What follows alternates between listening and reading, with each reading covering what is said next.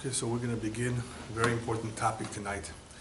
We're holding in the middle of the series that challenges the struggles and trials of the 21st century. And tonight's topic has to do with atheism.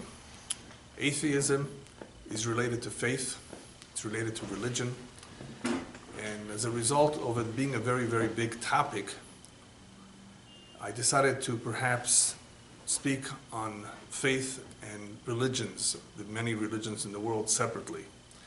It would just be too much information to handle in one lecture. Tonight's topic, however, I'd like to call atheism man's biggest delusion. As you will see, man deludes himself into believing that which he chooses to believe. It is not always something very well thought of. It's sometimes just easier to believe in a certain way. And when something comes about easy, it's not always necessarily right. It's not always necessarily correct. Something important and vital in our life, a major decision, requires tremendous effort, and perhaps a lot of thought needs to go into it if we want to be sure as much as possible that what we're doing is good, that what we're doing will come out right, whether it's remodeling your home, whether it's preparing yourself for a major day in court, major project. You want to do your research, you want to do your homework. You don't just want to believe in that which is easier to believe, only because there's maybe not enough evidence, as some people would like to claim, enough evidence to believe in a God and a deity of sorts. There are a lot of reasons why in this generation people are struggling with faith and with religion. And it's something which unfortunately has a tremendous effect on people's life.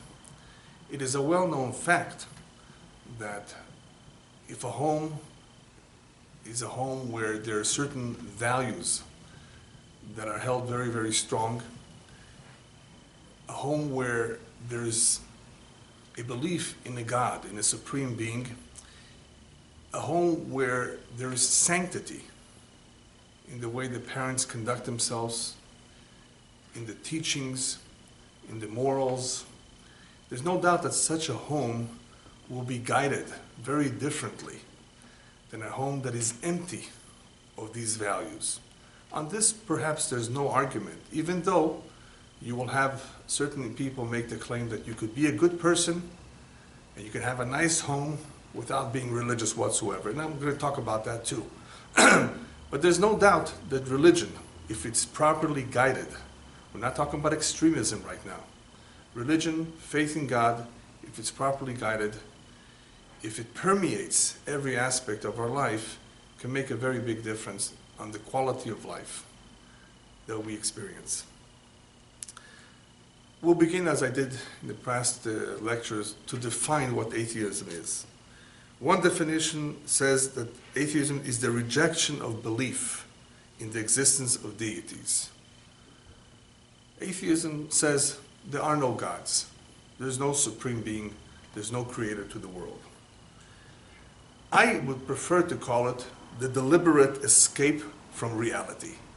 That's my definition, because reality is what we observe. And even though there's a lot that we don't observe, if we were to take the time to observe closely, not superficially, but closely, at the world, at life, at creation, we perhaps would arrive at a different conclusion. Unfortunately, this is something that not too many people do, to take the time to think about this topic. As I said before, if something is important to you, if this could make a big difference in a person's life, if something is real or not, if I should adopt this, if I should believe in this, and I don't take the time to do this, that's irresponsibility. A lot of people, unfortunately, have the weakness of putting things off. They see the consequences. Many times they're sorry for having put something off. You don't always get a second chance. If something is important, make the time for it. And our tradition is very clear about this, that if we take the time and make the effort to try to figure out if the Torah is real, if God is real, we will arrive at the correct conclusion. No doubt whatsoever. Our tradition says that we will receive divine assistance from above, to be able to arrive at the right conclusion. As long as we're honest, we have an open mind, we don't have any preconceived notions, we haven't made up our minds already before, we start from scratch, and one of the most important qualities that can help very, very much an individual arrive at the truth is humbleness. Because humbleness will remind us, it will teach us that man is not all capable of knowing everything there is. Man's mind is limited. Humbleness reminds us of who we are. In other words, as great as we may be, as knowledgeable as we may be, nonetheless, we're only human. And what does that mean to be only human? That we make mistakes. So humbleness, I very much believe, can contribute a great deal to being able to figure out the truth. There have always been heretics, there have always been atheists in the past. What's so different about today than the past is that today we have many of them. Atheism has become a cult. It has become even a club, much more than in the past. And that is the phenomenon that we need to understand. Why is it so? Why do we have many people running away from religion? And I'm talking about even those who were raised with it at home. Those who were brought up with religion in their home, they saw it, they saw their parents, they saw their grandparents, they studied it, they went to religious schools, and to see them running away from it, or becoming weaker in their attachment to those values, makes us think maybe something is going on that we're unaware of. I mean, is it their fault? Is it somebody else's fault? Whose fault is it? Now, let's not forget that we all have free will. Free will means don't blame others for your decision necessarily. It all starts from a person making certain decisions about what he wants to do and what he wants to believe. However, there are factors that can contribute to those decisions, and that's a little bit of what we are going to analyze. What are some of those factors that have led people to let go of their faith and has not allowed, for similar reasons, others to embrace faith? So part of it, we've already explained in another lecture about materialism, has to do with the primordial sin, where we are exposed to God's message to humanity. God's message to humanity is revealed to us in the very beginning of Genesis, in Bereshit. We have the incident of the serpent, we have the incident of Adam and Chava rebelling against God. All they had was one instruction, one commandment, and they couldn't keep it. And what is the message there? The message is a very powerful message to all of humanity. It's the beginning of creation. You got to know this forever. There is an innate weakness in the human being to accept authority. He does not accept authority easily. He rebels. He does not want authority. He wants to be able to be independent and free to do as he wishes. Plus, there is the other issue of ta'ava, of desire. Man desires many things. He wants to get his hands on many things. He enjoys all kinds of pleasures. That is what the physical human being is all about. That's not the soul, however. The soul has other aspirations. The soul is spiritual. The soul is divine. There's a continuous conflict, therefore, between the soul and the physical body. Should I do this? Should I not do this? But this ta'ava, this desire, along with the refusal to accept authority, is what causes many, many problems when it comes to observance of Torah and mitzvot, observing the commandments, following the path of the Torah. However, there is another message that perhaps is overlooked. If you recall, What was the punishment for going against God? "B'ze'at apecha tochal lechem." You will eat bread with the sweat of your brow, right? If I can recall the translation in English. What does that mean? That means you will have to work hard. Now, I know some people don't work hard at all for their money, but in general, it's a description of what man will need to do in order to put bread on the table. He will have to work, and it will not come easy. Sustenance, therefore, even though God provides us, comes at a price. We have to apply ourselves. We have to get an education. We have to go to work. We have to work hard to be able to survive.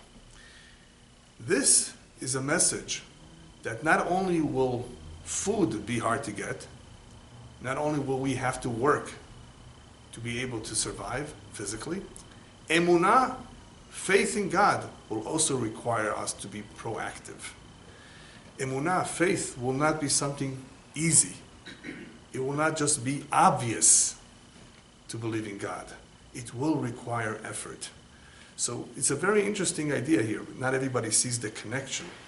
But in the same way that one has to apply himself physically, one has to work to put food on the table, spiritually, to refine one's character is not easy. To elevate oneself, in other words, to sanctify oneself, to become closer to God, requires a lot of work, even more work than physical work. So emunah is no different. Emunah, from the very beginning, God is telling us, now it is up to you to discover me. Now it is up to you to work hard to find me. Don't misunderstand me. There's a lot of kids that don't work that hard to figure this out. They were taught this by their parents in school. They're not having to rediscover this as Abraham did as a child, being raised in a home of idols, idolaters. But generally speaking, faith will not be something so easy for everyone to accept. For some it will be easier, but for others it will be difficult.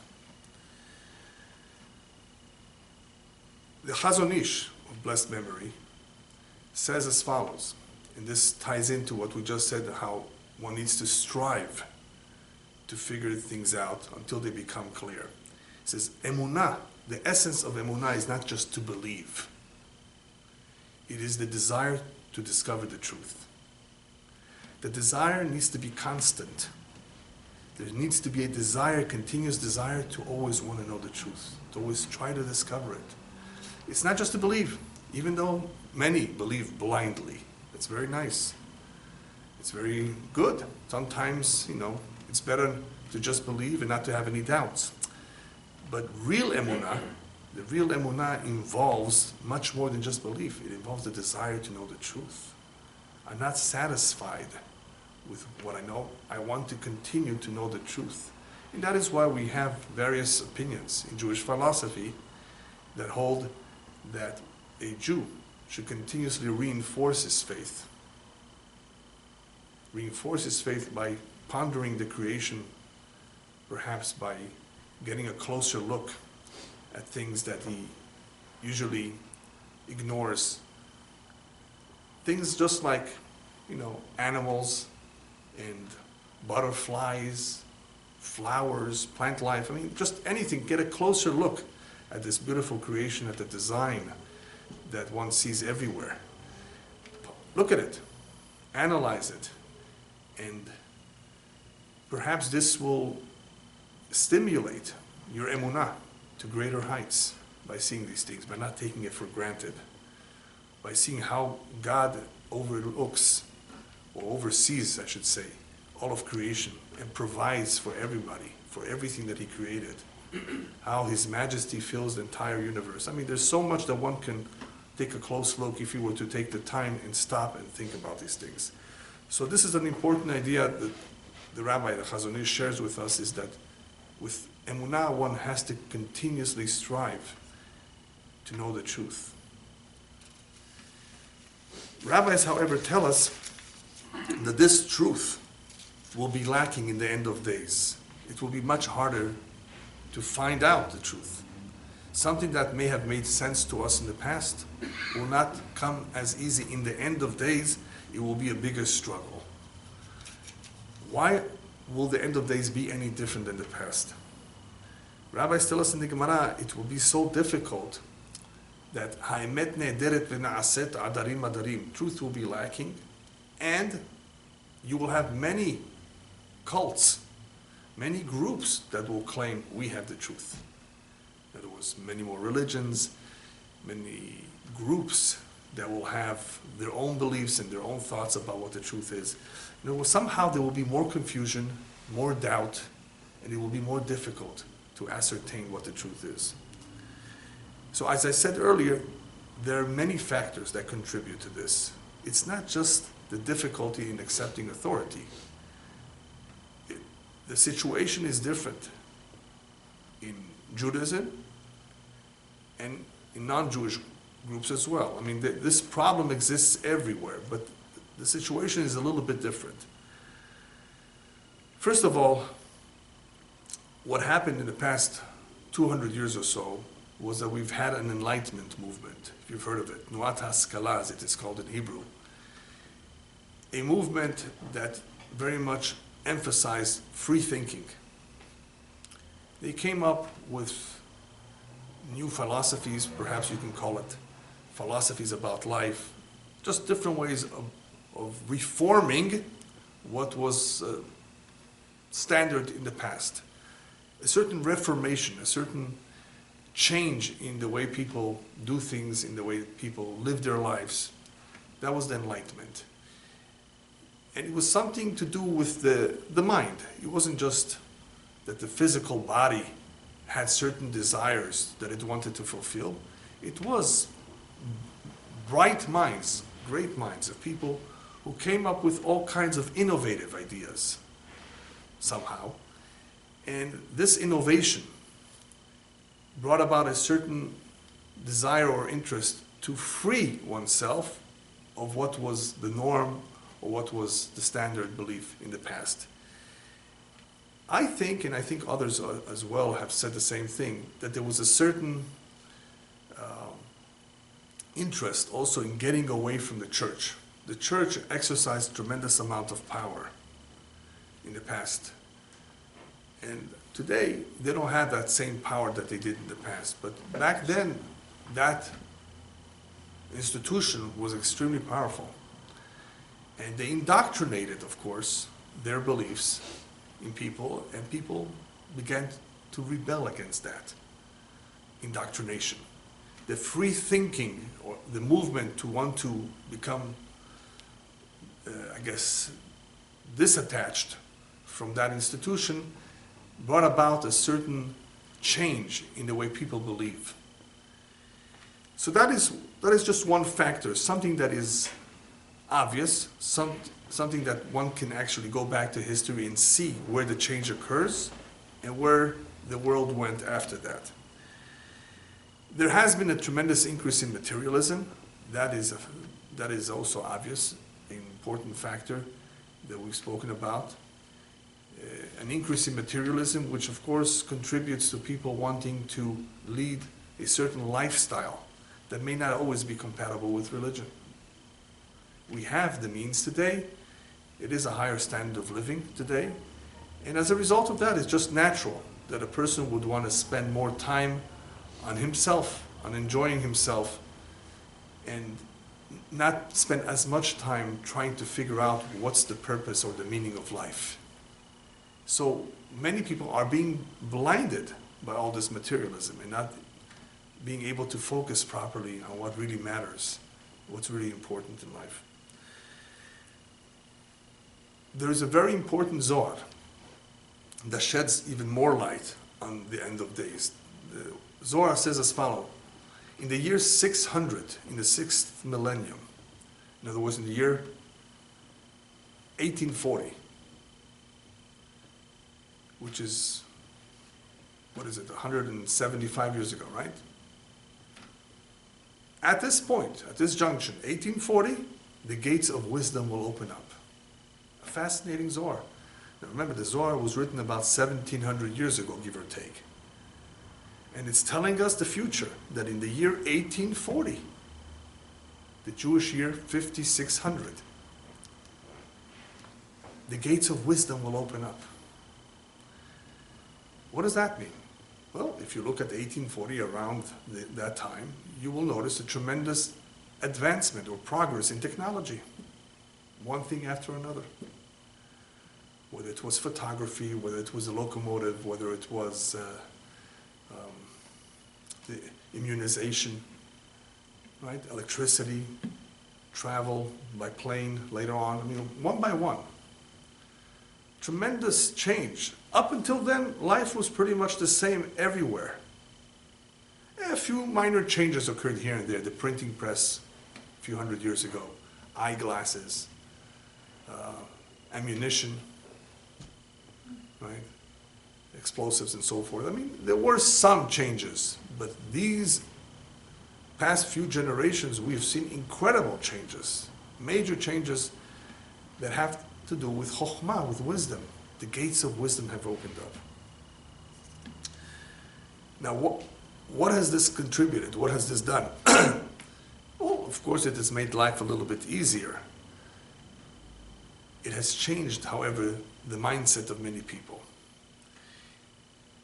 People don't realize it, but what has happened is that this science, these scientific advances, has led to a new religion called science. In other words, science has really become a religion in itself, a religion that does not believe in a God, a religion that believes on proving something based on evidence and facts, of course, and logic, of course. Nothing to do with belief, with faith alone. That is the mindset, or that is the attitude, or that is the approach of a scientist. Nothing wrong with that. If you want to know if something is scientifically acceptable, there are certain rules that you have to follow. And that is obvious. Nobody has anything to disagree here. I mean, it is obvious to everyone that that is the protocol that science follows. The problem is, you can already figure this out on your own, that this is not the way emunah, or faith, works. Religion doesn't work exactly like that. And they begin to clash. Should there be a clash? No. Science, if anything, would help religion. Science can actually be a tool where you can become religious through it. Many scientists have said that the more they study science, the closer they become to God. In other words, the more they can see God. So science is a powerful tool. If you think about it, it is even more powerful than religion, than regular religion, to make someone recognize that there is a God in this world.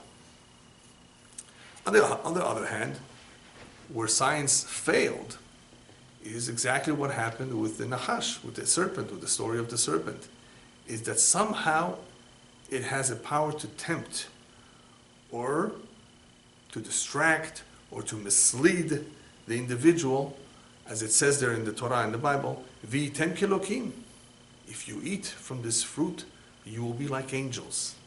You will be all powerful, all knowing. This is why I said before that if there's no humility, something will be lacking here.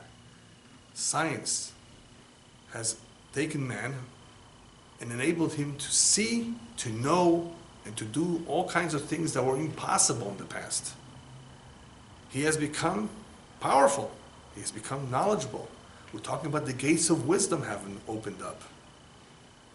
And these gates of wisdom could be very beneficial, but it could also have the opposite effect of taking man and allowing him to think in a delusional way that he knows it all, that he can figure anything, he can do almost anything. But that's not true. If one is really humble, he knows that that's not true. What happened after all that?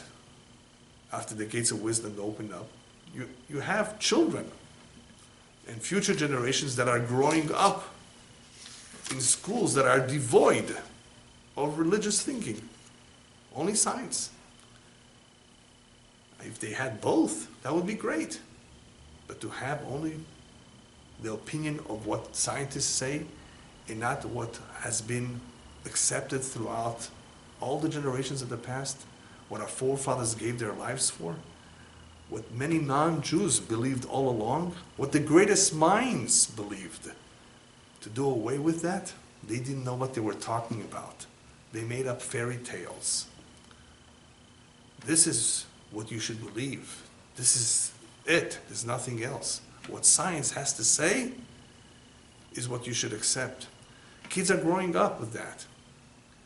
So they're no longer making their own decisions, whether to believe or not. The decisions are being made for them. What has made things worse is not just the study of science. The study of science by itself is not harmful necessarily. It's what scientists introduced. One of the things that they introduced, I say introduced because there are many discoveries in science, and the discoveries are fine. What they introduced is not a discovery. It is a deliberate, premeditated philosophy or theory of evolution. Are there any facts, real scientific facts? Zero. I'm saying scientific. There is all kinds of theories, speculations. There's something called microevolution, which we can actually see to a certain extent. But macroevolution, that man came from monkey, this major drastic change over the years, whether it's millions of years or not makes no difference. The fact that people can actually think of that tells you something. Something is fishy here. Because there is no scientific proof in the way we have scientific proof in chemistry, physics, and biology. The same kind of proof that we have in those areas does not exist in evolution. And I'm not only saying this, and I have studied this, of course. I'm also quoting from many ex-evolutionists who have said the same thing. Ex-evolutionists, not creationists, not religious people, ex-evolutionists who admitted, because they were humble and honest, that there are no hard facts. There's no real evidence. This is not real science. It's a theory, and it's not even a theory. It is a story that they want to sell us, that they want us to believe. But you know what? It's not, I think, such a good idea for me to say my opinion here, because there's a lot of people perhaps out there that are going to say, well, everybody is entitled to their opinion, you know, that's your opinion. And I don't really want to get into the topic of evolution because there's so much information available that anyone who really wishes to do his homework and check it out himself can see it. That this is totally unfounded. And I'm not exaggerating when I say unfounded. So the best thing for me to do is just to quote Mr. Darwin himself, who is the one who came up with this. And I think that's the best. So I'm going to quote him in one of his letters. I'm quite conscious that my speculations run beyond the bounds of true science. It is a mere rag of a hypothesis with as many flaws and holes as sound parts. Okay? What does this say? And of course, you're going to have evolutionists that are going to say, well, things have changed ever since. All kinds of excuses, only excuses, but the reality is that not much has changed. It cannot be proven. Nothing has been found. And of course, they're going to say, well, maybe one of these days they'll find it. Yeah, but one of these days is not science. What could happen? One of these days we'll discover the missing link. One of these days we'll be able to prove it. Right now, we don't have enough. But we have something. That's not science. That is, like he said, a speculation. But my favorite is another quote of his that talks about some level of belief that he had in God. After all, you might think that this guy was an atheist. This is what he said. I'm quoting. The question of whether there exists a creator and ruler of the universe has been answered in the affirmative by some of the highest intellects that have ever existed. It's what we said before. There have been great intellects, wise men in the past who have said there is. Why? Why did they say yes? Well, apparently, maybe there's something out there. But let's get back to the topic of why people have let go. And I say let go because, all right, somebody never knew about it, then maybe he is going to have a little bit of an uphill battle discovering it on his own, especially if he lives in our times where religion in many circles is not so popular.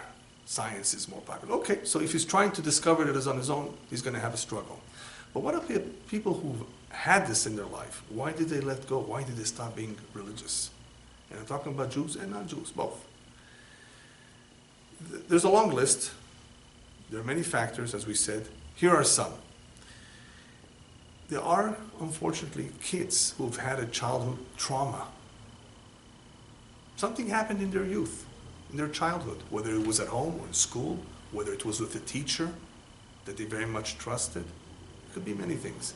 A trauma of sorts that has shocked them to the point of they said, you know what, I don't want to have anything to do with this. This can't be true. You know, how could somebody like that do this to me if he's religious? Right? There are many examples like that, by the way, of all types of situations where people have been victimized, hurt by religious people. Is this what religion is? Now, I'm going to give you a list of some of the factors here, but I'm not going to necessarily try to resolve it. In other words, this individual, for example, that went through trauma needs counseling by someone not only who's professional, who knows how to counsel, but someone who's familiar with the problem, someone who's religious, who can explain to him exactly what happened and why it happened, and hopefully to his satisfaction. So, you know, we're not going to get into how to go about that, but that's something that needs to be done for someone who experienced trauma. There are disappointments, all kinds of disappointments that people have with God. God is not helping me, you know, disappointments with just all kinds of situations that did not turn out to be the way they wanted. And as a result of their disappointment, maybe they're depressed, they lost interest. Then you have individuals who have looked at the world and said to themselves, how could there be so much evil in the world if God exists? This is very common, by the way, for many atheists to use this as an excuse. There can't be a God. Or, why should there be so many religions and faiths? Why can't there be one? Why couldn't God's message come through one prophet for everyone? Or to all the prophets with the same message? We have different kinds of messages. We have different religions, different beliefs. Why? It doesn't make sense. Maybe there is no such thing. Then you have people who prayed for somebody who was sick or themselves and they weren't helped. Their prayers went unanswered. Maybe they lost hope as a result of that, and they dropped religion. And the most recent tragedy that unfortunately we all know about is the Holocaust. You know how many Jews just said, I don't want to do this anymore? Where was God in the Holocaust, which there's a lecture about, by the way? Where was he? All I can tell you is, we're not going to judge them. We definitely are not in their shoes to know what they were feeling, what they were going through, and we have no right to judge them. We don't know what we would have done and how we would have reacted. But we do know from tradition that if the roots of faith are shallow at home to begin with, then all it takes is for a very powerful storm to knock down one's faith. And the Holocaust was a very, very powerful storm. What these people saw with their own eyes, it's terrible. If the roots of faith are deep, they can withstand. They have a better chance. It's not 100% guaranteed, but they have a better chance of withstanding all kinds of pressures and painful experiences. But this is something that unfortunately had an effect on people's faith. Then you have intelligent people, very intelligent people with a very high IQ, who simply don't know where the evidence to God is. They can't prove it. They say that there's not enough proof. In other words, their demand of proof is so great that they're obviously not going to find it. You know, they can if they receive proper guidance as to what constitutes at least circumstantial evidence, what constitutes enough proof to make this believable. So very, very smart people, which I explained last time, have a difficulty with receiving certain explanations and considering them satisfactory. They're smart, so they demand a different kind of proof, which they may not easily get just from anyone. My suggestion, my advice to these very, very smart people who want solid proof is attend a seminar that is geared towards convincing or towards demonstrating. I didn't want to say convincing because convincing is up to the individual, but demonstrating to Jews, for example, that this is the truth. In other words, what our forefathers gave to us, what they transmitted to us, can be proven to be 100% true, not 90%, not 99%, 100% true. It can be proven, but you have to attend a seminar that's geared for that is methodical, that lasts for several days, where one can see from A to Z what he may never have taken the time to see or to study. So it can be done if you want it. Then you have individuals who have a problem with contradictions. They read the Torah, they read the Bible, they read many books, and they say, wait a minute, there's contradictions here. This doesn't make sense. In his eyes, there's some contradiction. He didn't read the commentaries. He didn't ask a rabbi or someone to explain to him. So he's making certain assumptions. Without outside help, he may not get a clear idea of what the text is saying. So in his eyes, there's all kinds of contradictions. Now, there are issues out there. Issues, I mean, certain complexities, whether it's in the Bible, certain laws are complex, certain ideas are complex. And I'm not talking about right now the Christian Bible, which we'll talk about another time. Even the Torah itself, in the Talmud, in the Gemara, in the Midrash, there are many things that are not so easy to understand. And without proper guidance from someone who's really an expert in this, one may come to the wrong conclusions as to what is being said in the text. Then you have the individual who says, who needs religion? I can be a good person without religion. Kind, helpful, charitable, good husband, devoted. So why I need religion? This is actually something that many people claim, that perhaps there's no need for it. Then you have those who say, you know what, religion to begin with was invented by man because it does bring about a certain order, or it somehow helps regulate life for certain people and for society as a whole. So it's man-made according to them, and it's not something that is divine. It's not something that God asked us to believe in or to lead our lives by. It's man-made. Some committee decided to put together some bylaws, right? And basically these bylaws are changeable.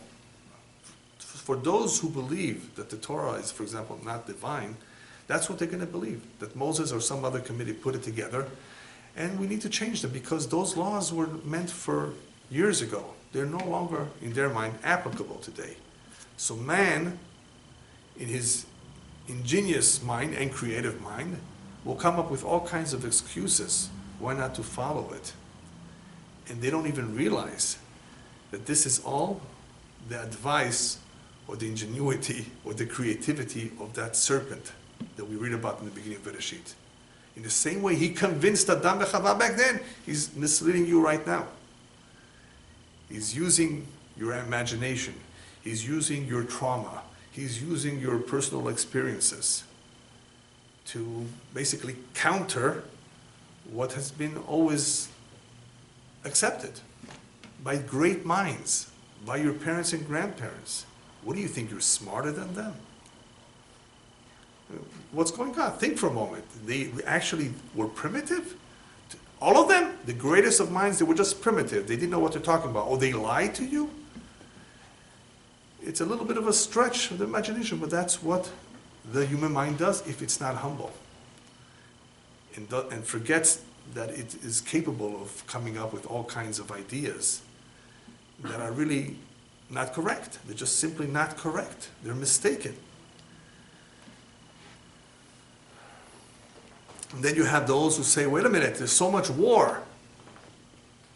There's so many problems in the world. Look what religion has done. In the name of religion, there have been so many wars. Look how destructive it has been. Look at all the extremists in the name of religion. Look what they do. So you see, I just gave you a few examples of why people come up with all kinds of reasons of why to let go religion or why not to embrace it. They have a difficulty with this.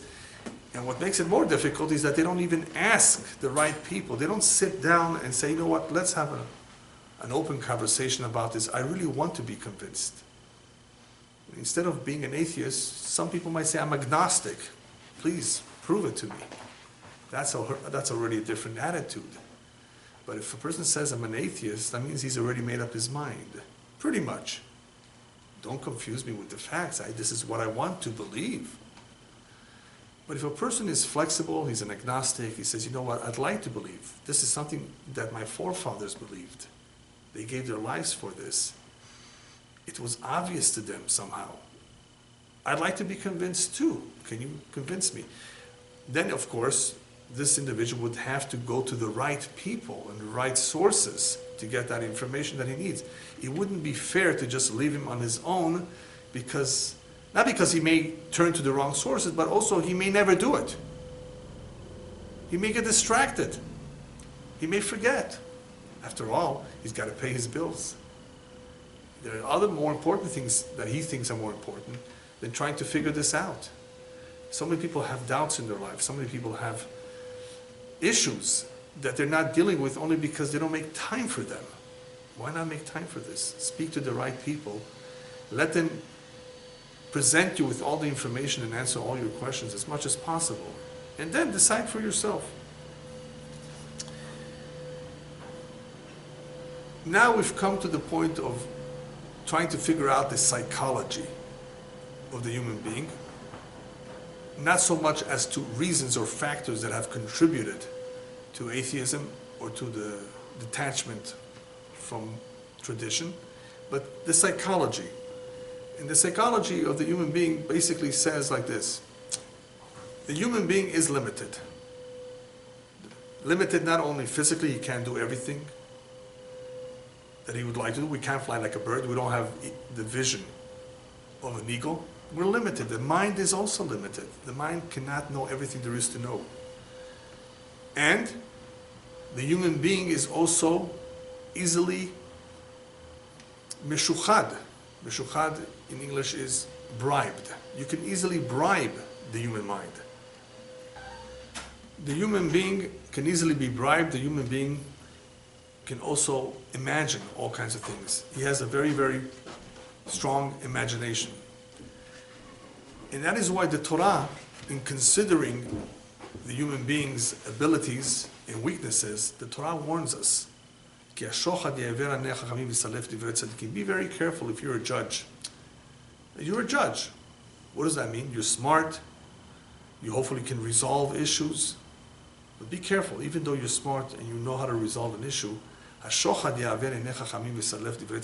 bribery, a bribe, has the ability to blind even those who are righteous. Even the wise can be blinded. It can distort the truth. Bribe is very powerful.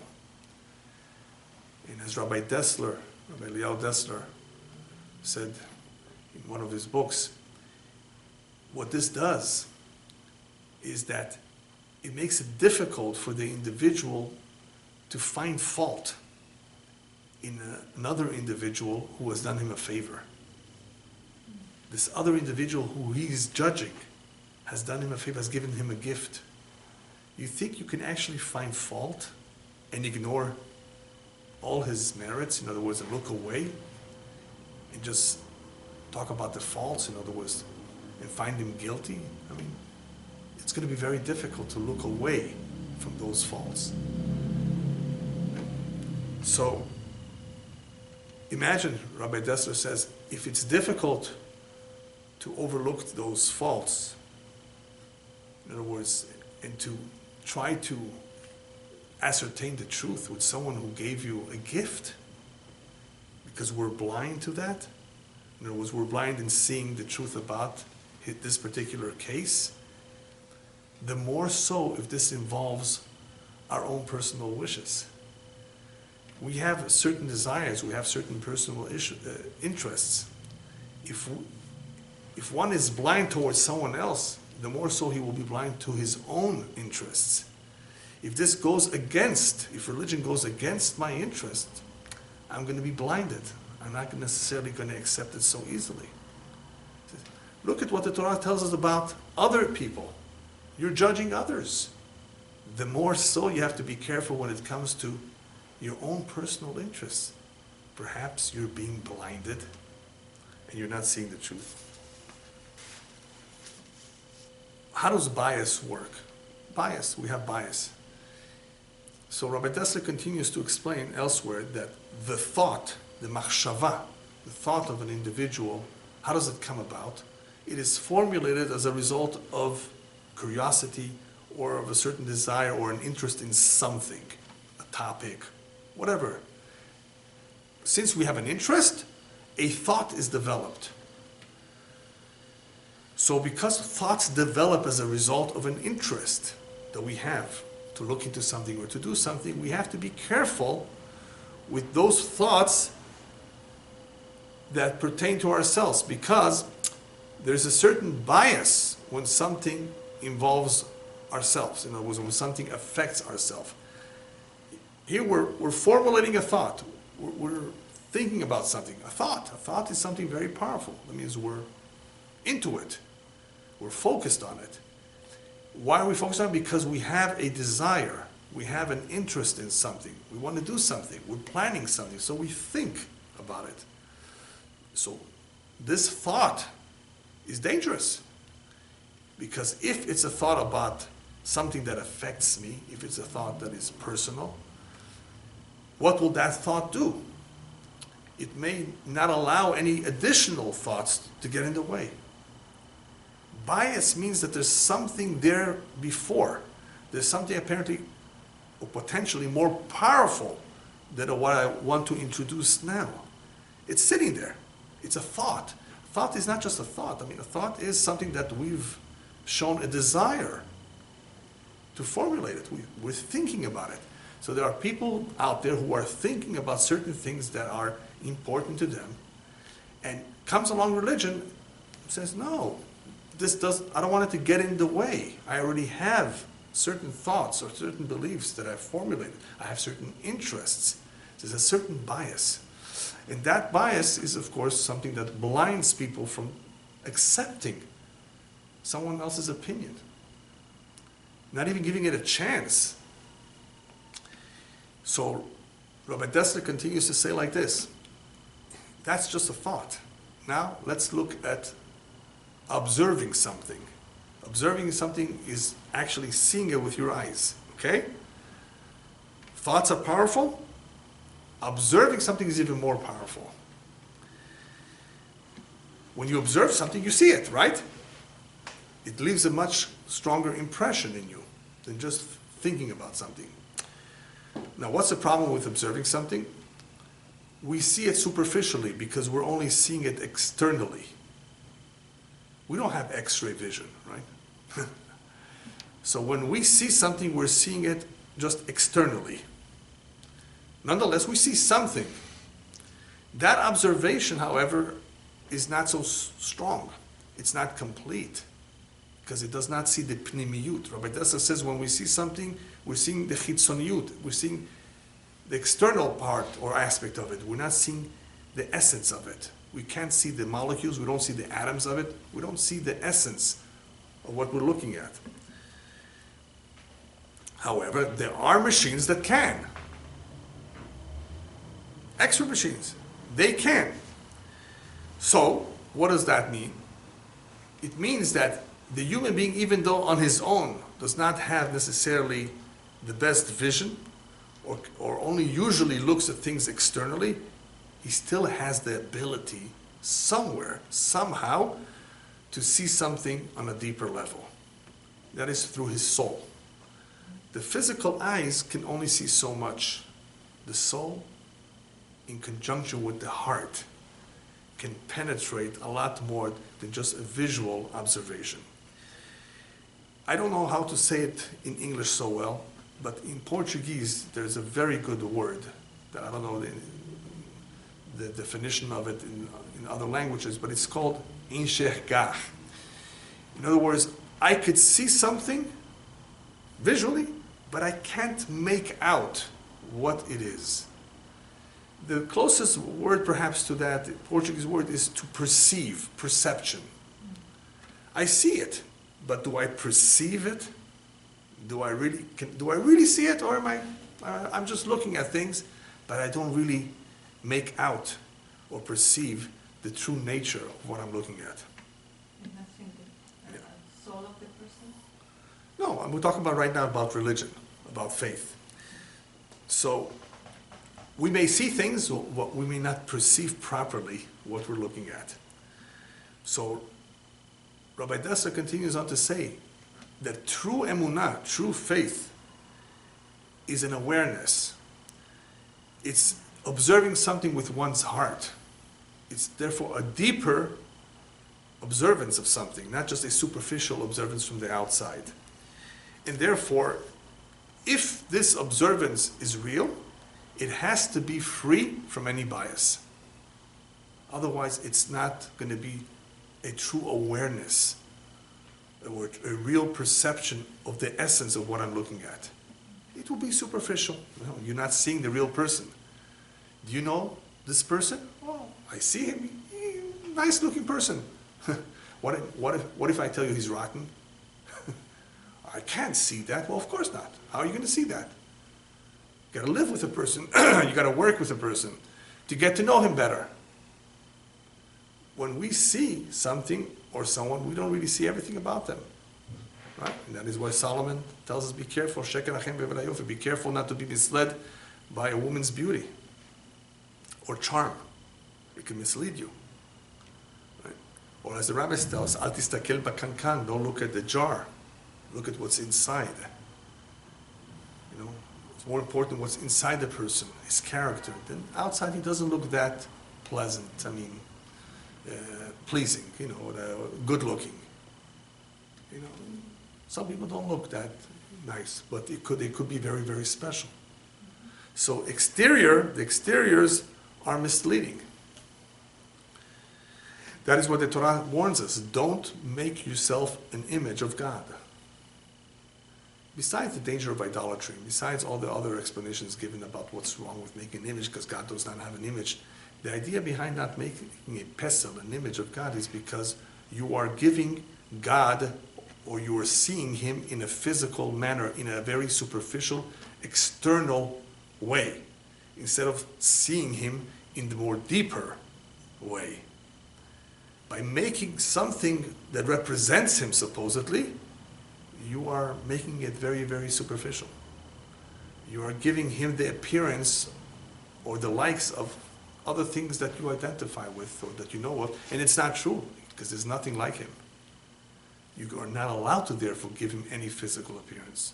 Not only is it not physical, not only is it not possible to describe him physically, but you're deluding yourself by doing that. You're now acquiring a certain image of him, an external image, instead of a deeper connection to him, which is the ultimate goal that Judaism teaches, that we need to connect, lidavek, to be connected, to be attached ourselves to God. Anyway, there are many, many ways to reach the truth, to be convinced of the truth. All I will mention for now is perhaps one of the most important ones, and that is lehatmid, to be constant in one's pursuit of trying to figure out the truth, which means that what is required of us is to be proactive. If one is not going to be proactive and constantly pursue and try to figure it out and try to ask questions, raise questions, and try to get the right answers, of course, if he's not going to do something about it, then he's going to be distracted and will never be able to figure it out. If it's important to one, then he has to be constant about it and be careful not to lose focus, not to be distracted by all the things that exist out there. There are many, many things that will distract us from pursuing the truth, from trying to figure this out, this important question.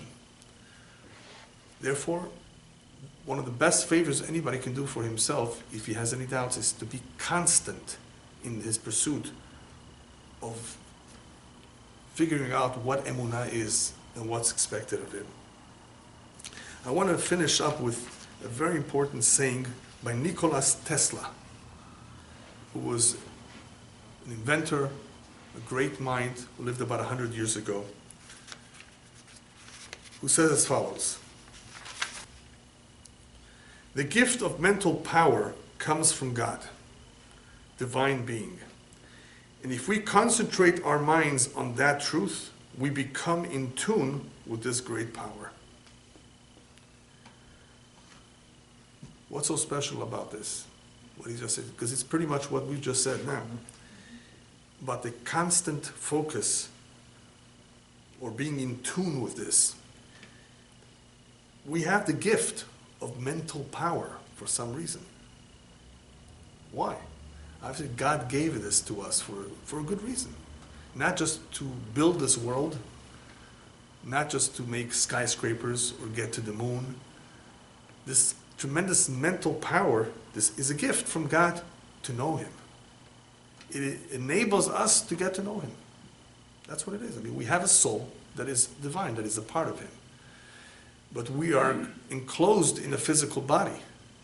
But this physical body has the brains, has the faculties, has the common sense, the logic, and hopefully the humility to be able to recognize that there is a God. So what does it take? It was concentrating our minds on that truth. If we concentrate our minds on that truth, we become in tune with this great power. Last but not least, past 30 years or so, we have seen many people come back to their faith. Many Jews and non-Jews are becoming more spiritual, more religious. There is a certain movement out there of teshuvah. There's certain people who definitely have come to the conclusion that life is so vain. There's a certain emptiness in their personal life.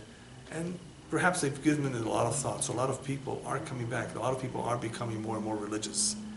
And that is a good sign that Mashiach is coming soon. Amen. Because the rabbis tell us that this world is olam ha-sheker, is a world of lies, of falsehood. There's a lot of deceit. There's a lot of distractions. There's a lot of things that will not allow us to focus on what's really important. They'll disturb us.